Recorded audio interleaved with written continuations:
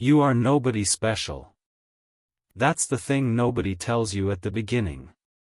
There's no dramatic backstory. No dead father. No vendetta carved into your chest from childhood. You're just a guy from the neighborhood who learned too early that the system wasn't built for people like you, and too late that the alternative was worse. You grew up watching men in pressed suits climb out of black cars outside the restaurant on Carmine Street. You didn't know their names. You didn't need to. You knew what they meant. They meant that the world had two sets of rules, and some people never had to follow the first set. Your rent is 3 weeks behind. The factory cut your hours. Your mother's medications cost more than your paycheck. You've applied for 12 jobs this month. You've heard back from 0. This is Tuesday. This is just Tuesday. You're sitting on the front steps of your building at 9:47 p.m. when a man you've seen before but never spoken to sits down beside you. He doesn't introduce himself. He pulls out a cigarette, lights it, and stares at the street like you both share the same quiet problem. He says, "You look like a man who's tired of waiting." You don't answer. But you don't leave, either. That silence. That one silence on a Tuesday night. That is where everything begins. Not with a gun. Not with a threat. With a cigarette and a question that already knows its answer. You didn't walk into the Mafia. The Mafia walked up your front steps and sat down beside you, and it already knew your name, your mother's name, the name of the pharmacy on 5th Street, and the exact number in your bank account. You just didn't know that yet. You will. His name is Carmine. You learn this later. Right now he's just the man who hands you a business card with nothing on it but a phone number, no name, no address, and says, "Call it tomorrow at noon. Ask for Tuesday." You stare at the card for 11 hours. You call. They put you on a job the next morning. Simple. A manila envelope from a hardware store on Broad Street to a dry cleaner 4 blocks east. You don't open the envelope. This is the first rule you learn without being taught it: you don't open the envelope. You carry it under your arm like it's nothing. You hand it to the man behind the counter. He takes it without looking up. You walk back out into the sunlight. That's it. They pay you $400 in cash folded inside a brown paper bag left in a trash can at the corner of 5th and Main. You've just made more money in 40 minutes than you make in 3 days at the factory. The jobs stay simple for 2 weeks. Envelopes. Packages. Standing at a corner between 10 p.m. and 2 a.m. watching for patrol cars and texting a number when you see one. You don't ask questions. You start to understand that not asking questions is itself a kind of answer, a signal, a performance, an audition. You're being watched. You feel it before you know it. A car parked across the street 2 mornings in a row. A man at the coffee shop who orders nothing. Eyes that linger a half-second longer than strangers' eyes should. You are being evaluated. The money keeps coming. Your rent is paid. Your mother's prescriptions are filled. You buy a new pair of shoes. You don't think about what's inside the envelopes. You tell yourself this is temporary.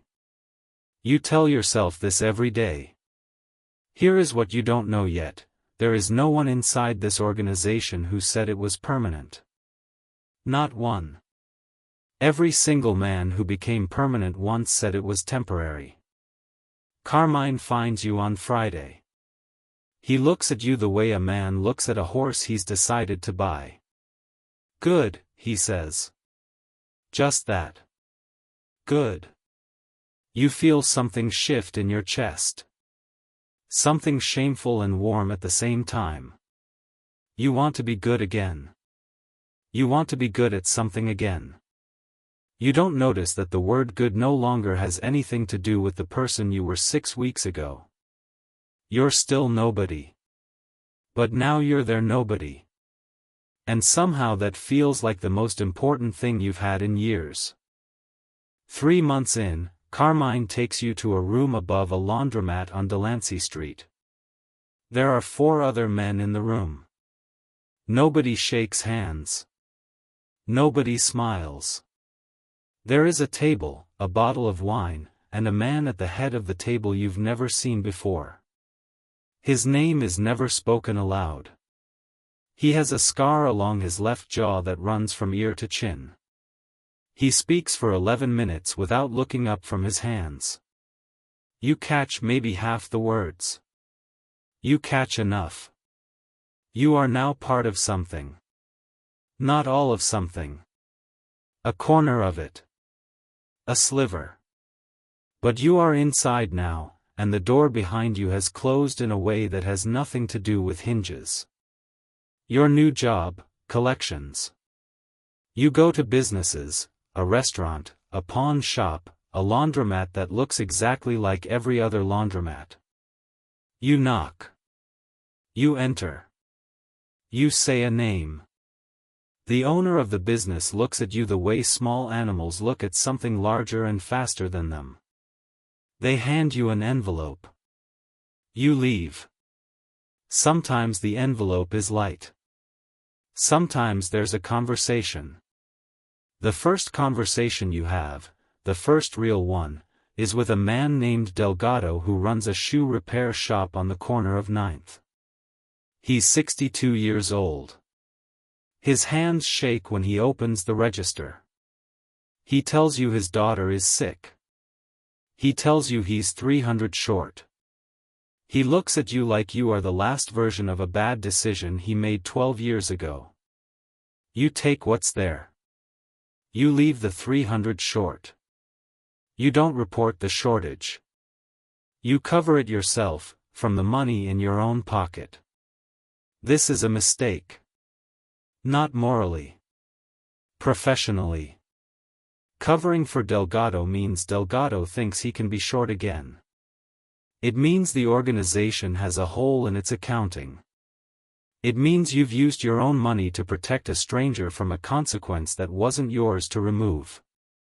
Carmine finds out. He doesn't yell. He never yells. He looks at you for a long time and then says, "You can't afford feelings in this business. Feelings cost more than money." You nod. You go back to Delgado's shop the next week.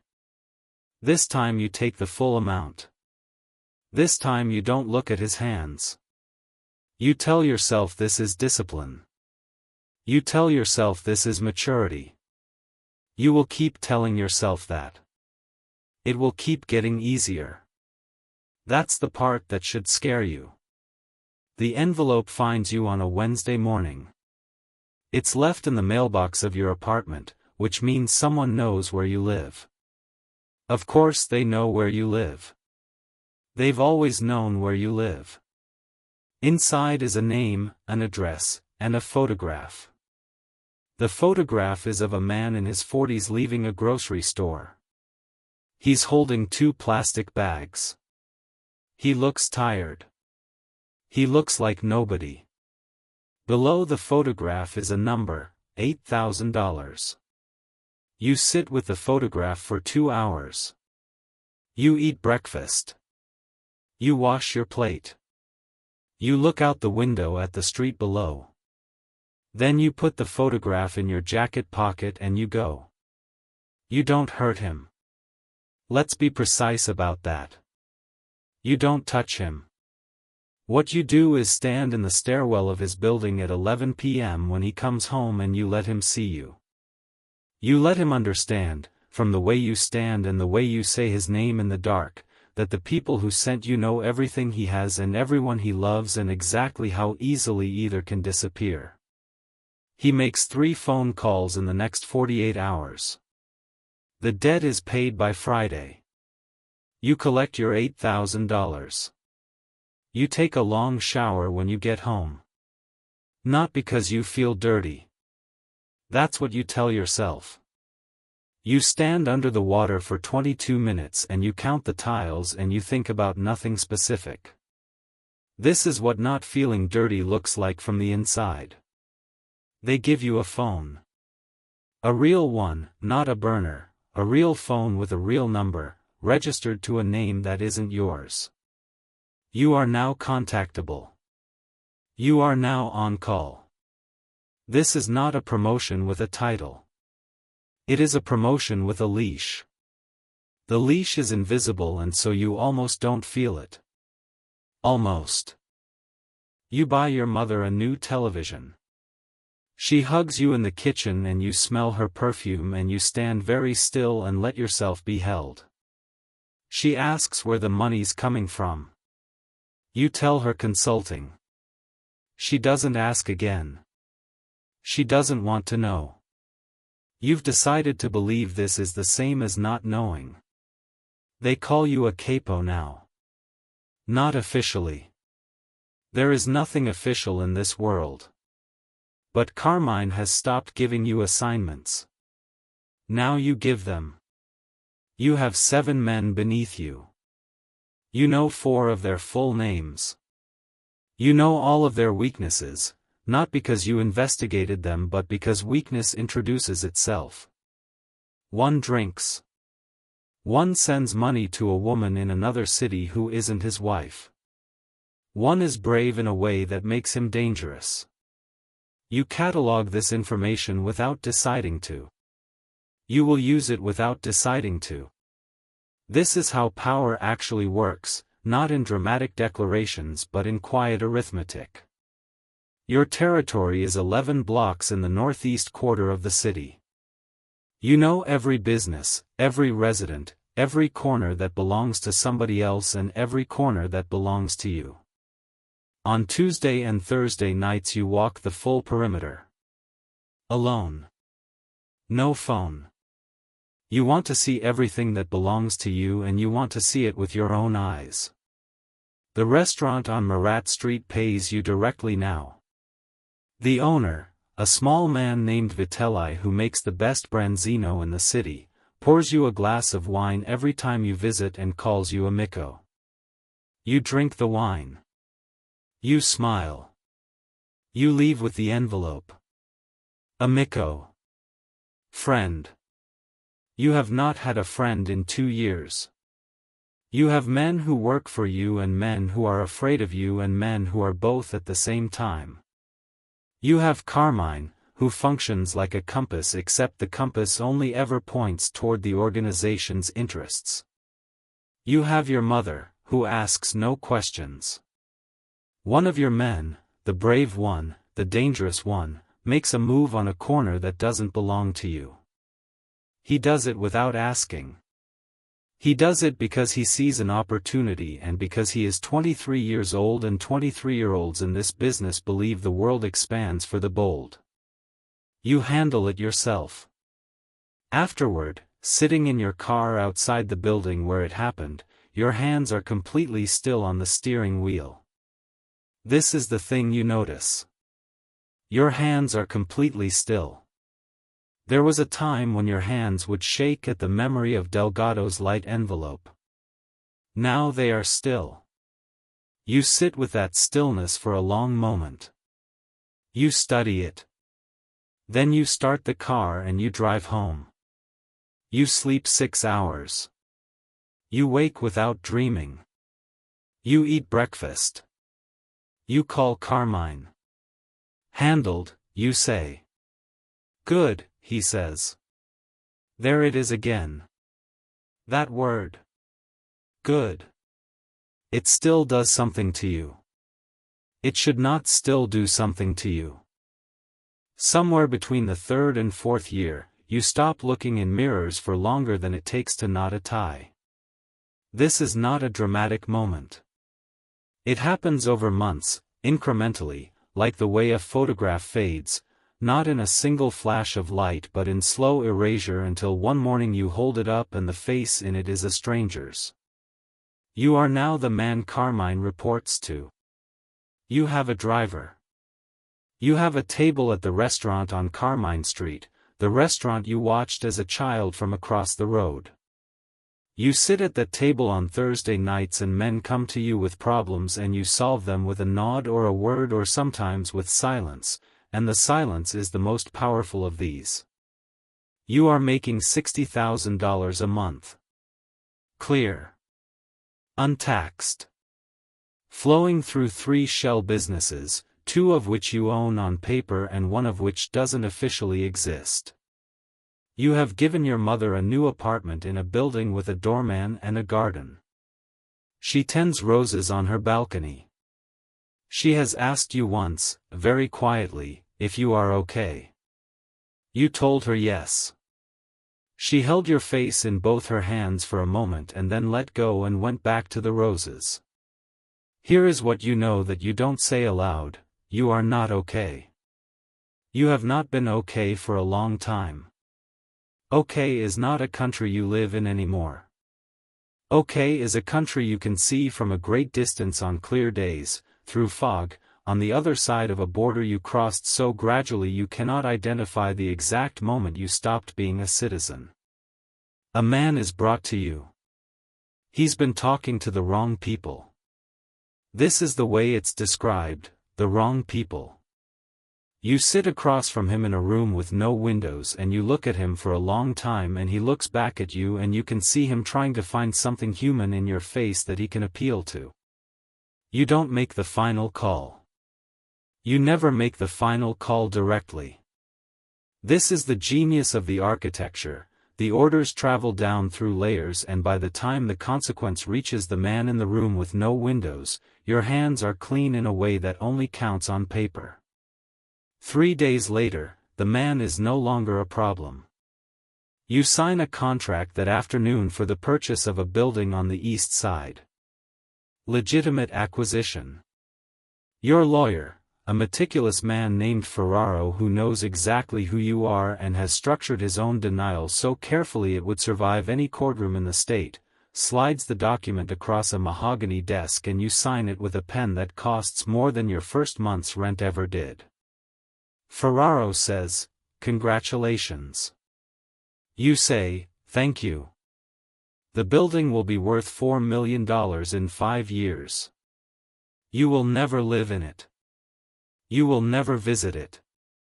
You will never know the names of the people who do." You look out the window of Ferraro's office at the city below. 11 floors down, someone is crossing the street carrying 2 plastic bags from a grocery store. They look tired. They look like nobody. You know exactly what they look like from the outside. You were them once. You cannot remember what it felt like from the inside. This is the part where you're supposed to get caught. Or escape. Or repent. Or die dramatically in a rain-soaked alley with someone's hands around your throat and the sudden clear understanding of everything you wasted. That's not what happens. What happens is a Thursday night. The restaurant on Carmine Street. The same table. A glass of the same wine. Vitelli still calls you amico and pours without being asked. The room is warm and the food is good and men still come to the table with problems and leave with something that resembles resolution. You are the system now. Not a cog in it. Not even a part of it. You are the architecture itself, and the architecture does not feel. It does not doubt. It does not sleep badly. It simply persists. The deals you make now aren't made with other people. They were made with yourself, in small increments, over years, in parking lots and laundromats and shower stalls where you counted tiles instead of feelings. You paid for everything you have with something that didn't have a name until it was gone, and now there isn't enough left to name. You finish your wine. You leave through the back. You never leave through the front. You haven't left through the front door of a restaurant in 4 years. The car is waiting. The driver doesn't speak. You ride through the city in silence, watching the streets through tinted glass, and the city looks the same as it always did, ordinary, indifferent, full of people who are tired, who are behind on rent, who are carrying prescriptions they can't afford. Full of people sitting on front steps at 9:47 on a Tuesday night. Somewhere out there tonight, a man in a pressed suit is sitting down next to one of them. He's pulling out a cigarette. He's staring at the street like they share the same quiet problem. He already knows the person's name. He already knows the name of the pharmacy on 5th Street. He's about to say, "You look like a man who's tired of waiting." And somewhere in that silence before the answer, a life is already changing. The choice hasn't been made yet, but the direction has. The machine already has the coordinates. It always does. You were never the exception. You were always the example. And somewhere tonight, someone new is becoming the next one. They have no idea. They'll learn. They always do. The cycle begins.